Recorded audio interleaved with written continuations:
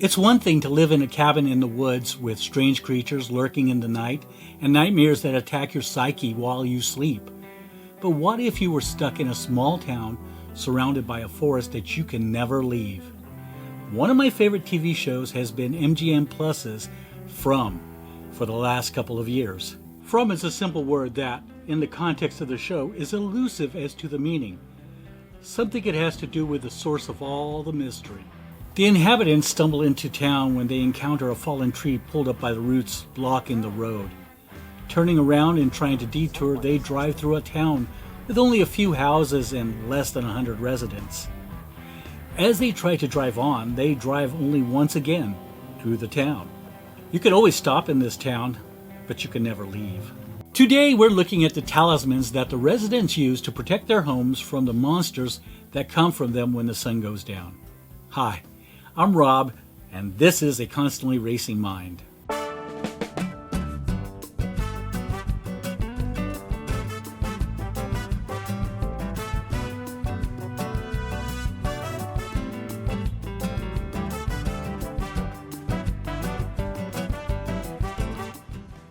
Now, I'm a sucker for the strange and mysterious, and From has plenty of that.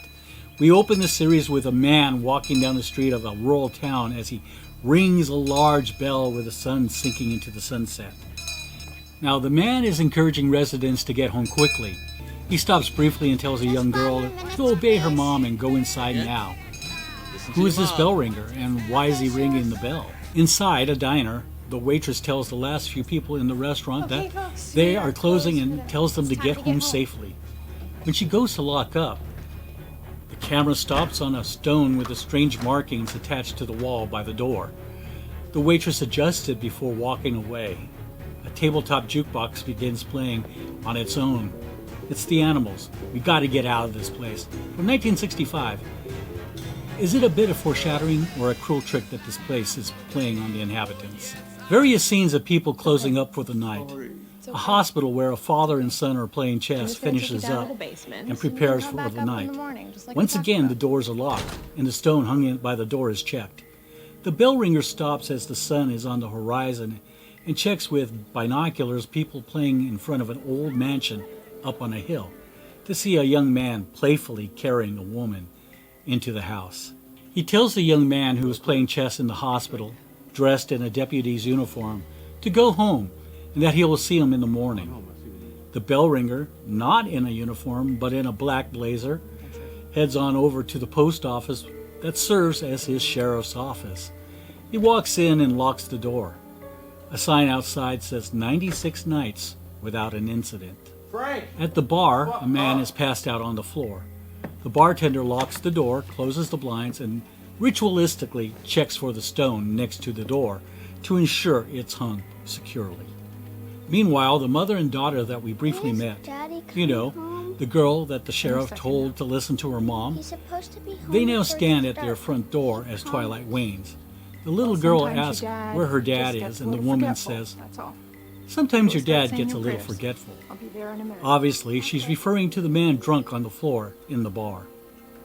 The little girl, Megan, goes upstairs to get ready for bed and says her prayers while her mom goes through the ritual of locking doors and windows and drawing the curtains. She, too, stops by the front door as we see the stone hanging there. At this point in the first episode of the series, which is currently in its third season now, the town seems almost idyllic, quiet and serene, but there's something very off about this place. The cars on the street are junk, with flat tires and some of their hoods up. No one is driving them. People walk or have bicycles, but you don't see anyone riding them. The peace is broken by a knock on the girl's second-story window. How a person got up there is anybody's guess. It's an old woman begging Megan, the little girl, to open the window as she says it's her grandmother. Megan, what are you doing? The girl seems doubtful, but she succumbs to the old lady's pleadings just as her mother comes in the bedroom door and screams for Megan not to open the door. It's too late. The woman enters and suddenly morphs into a hideous creature with sharp teeth. The song, Sera Sera, Whatever Will Be, comes on as the title credits begin to play. Hey, if you're new here, we cover the film genres of sci-fi, horror, action-adventure, prop culture, at all things geek. So if you want more videos like this, remember to subscribe and hit the notification bell to be aware of my new content. Now, Doris Day made this song famous in the 1956 film, The Man Who Knew Too Much. But it's not that version. Instead, it's the version by the Pixies, recorded especially for this show, rendered in a minor chord, giving it a darker tone. The stones hanging by the door in each house were found by Boyd, the town sheriff, and the de facto mayor. When Boyd and his family arrived, he set about organizing the town into gathering supplies, finding additional places to hide during the night, and searching the surrounding forest for anything to help the townspeople survive. He found goats, cows, chickens, thus giving the people hope. It's the next day in the second episode. Boyd, the sheriff, Christy, the town doctor, Jim, and his injured Ethan, his son, newcomers into the town, spend the night in an overturned RV while they are trying to pull a table leg out of Ethan's leg and sew up the wound. Boyd hurries to block the windows and hang the talisman. Boyd claims he is just making the RV safe. The talisman is from the home of the mother and daughter who were torn to shreds the day before. The father's fate is still awaiting him. Jim doesn't get what's going on here and questions Boyd. Remember, he's new to the town. As the rain is pouring down, they start hearing voices from outside, offering them help. Jim starts feeling hopeful that they can escape, but Boyd refuses to open the door. Boyd says that those outside are not people and aren't there to help. Jim gets up and insists that he will let those outside in if Boyd doesn't open the door. The two wrestle, but Jim loses, and he settles down momentarily. When Jim asks Boyd about the danger and why he doesn't use his gun, Boyd tells Jim that the guns are useless against these creatures. That's when Boyd tells them that he doesn't know what the creatures are, but the stones keep them from getting in. And even then, he doesn't even know how that works. The creatures only come out at night, and later in the series, we learn where they hide during the day. That's our initial introduction to the Talisman stones. They play an important part in the town, but are not the series' main focus. If anything, plot-wise, the stones allow the characters to move outside of the houses and the township during the night, allowing them to go into the forest as long as they have a shelter and hang the talismans. In the 8th episode of the first series, we see Boyd come into town with his wife Abby and his young adult son Ellis. They have a small trailer and on the back of the SUV, and they talk and they have a good time. Boyd just retired from the army as a logistics officer and he set up bases in Afghanistan. He wanted to retire and is hoping to get a boat to sail on at some point. His wife Abby was a badass in the Marines. They are both retired now. They too come to the tree in the road. They try to detour around it, but get stuck in the town. The town's priest stops them and begs them to come with him after Abby pulls a gun on him. No, the terrible shrieking in the distance convinces them to go with the priest. That night, they hide with others in a hole dug in the ground and covered with turf. When morning comes, Boyd and his family observe the remains of last night's murders strewn on the ground like roadkill. Now, as I mentioned before, Boyd found livestock and organized the town.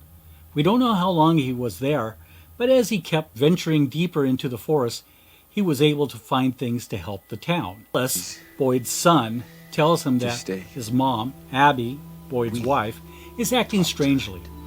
Boyd refers to his wife as Iron Abby, her nickname in the Marines. Boyd tells Ellis when he returns from foraging in the forest, and they will discuss it. However, Boyd gets lost, and as the creatures wearing their 1950s cosplay costumes come after him, he stumbles backwards into a makeshift stone shelter that is overgrown with vegetation. He pulls his gun, but the creatures stop and come no further. Now, Boyd looks around and he sees stones, I think there are like 12 of them, sitting on rock shelves around the shelter. Boyd puts the clues together, and in the morning, he gathers the stones and heads back to town. Now, these stones have some marking on them, so that's what makes them kind of stand out. On his way, he hears gunshots and races back to see his wife shooting people. When Ellis says there's something wrong with his mom, It was when he saw her spacing out. When he asked her what was wrong, she mentioned that she had dreamt of this town as a little girl. Yeah, I'm fine. I was just thinking about this dream I had when I was a little girl. Now, a few times in the show, people dream of this town before arriving. Just go help your dad. We all believe these Lots dreamers are essential to the show's ongoing narrative. But not Abby. She shoots people right and left, telling them they must wake up. It was as if there was some sort of Inception type of dream. She's racking up quite a body count when she points the gun at Ellis. This is when Boyd pulls his gun and shoots his wife. Now, Boyd shows the town the talismans and tells them how he thinks they work. At this time, the town is divided between those who wish to live in the town area and those who want to live in the house with a Victorian-style design up on the hill. It becomes known as the colony, and there's a big choosing ceremony that people have to decide where they want to live. I chose not to get a 3D printed talisman stone, but one made of clay. Now, this one comes from Be Safe Talismans, a small family business that started when they couldn't find a Father's Day gift and decided to make one. Of course, once again, I went to Etsy to find my talisman stone. As you may know, talismans are small objects believed to have the magic power to protect and bring good luck and fortune to their owner.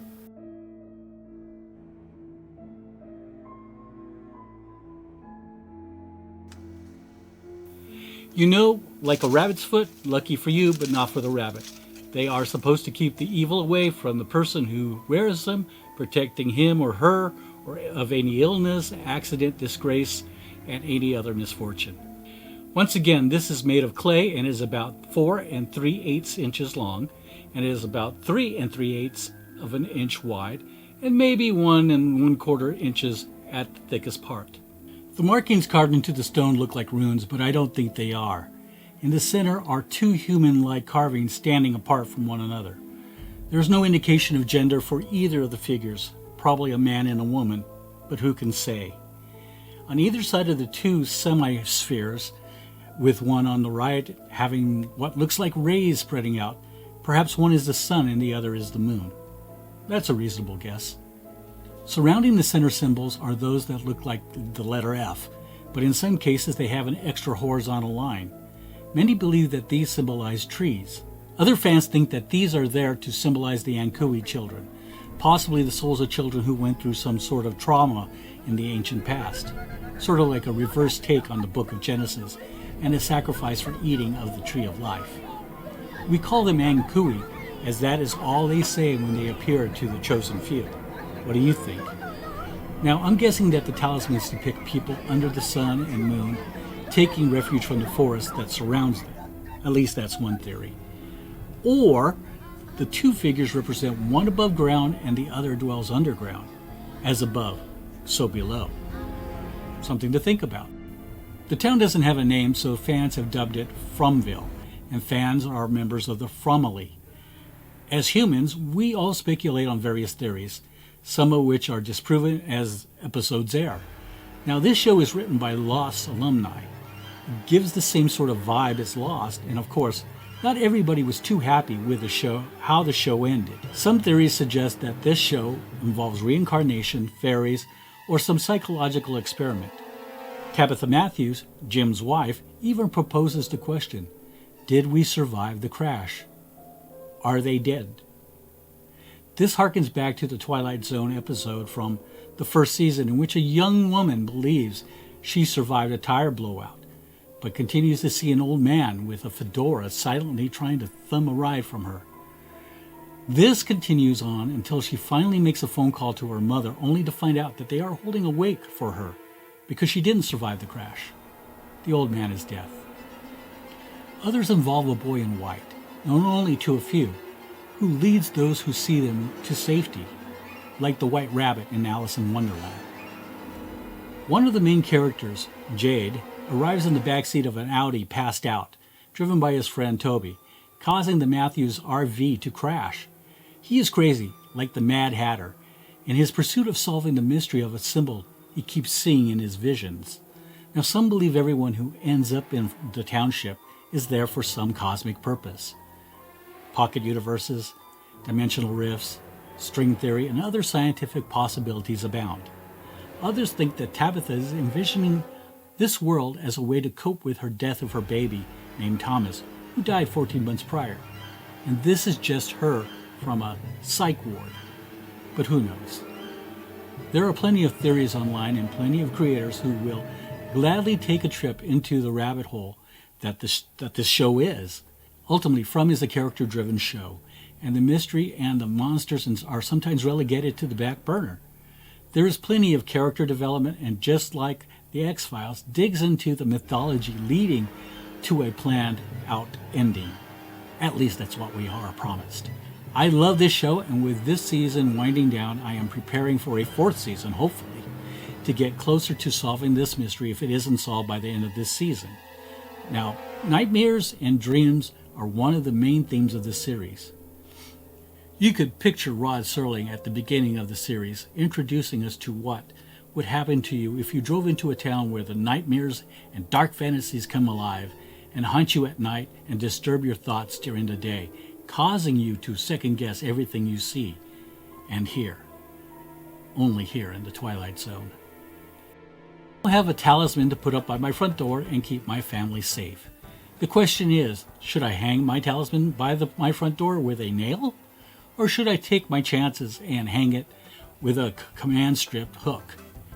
Tell me your thoughts in the comments. And if you watch the show and are a Fromily member, what do you think of the mysteries that cloud the people and the town of this show? Also, let me know what you think about this talisman. Thank you for watching. If you liked the video, hit the thumbs up or slam the thumbs down if you didn't. Subscribe and ring the bell to get notified when all my videos come out. Now watch the video right over here for more cosplay and film prop fun. Take care.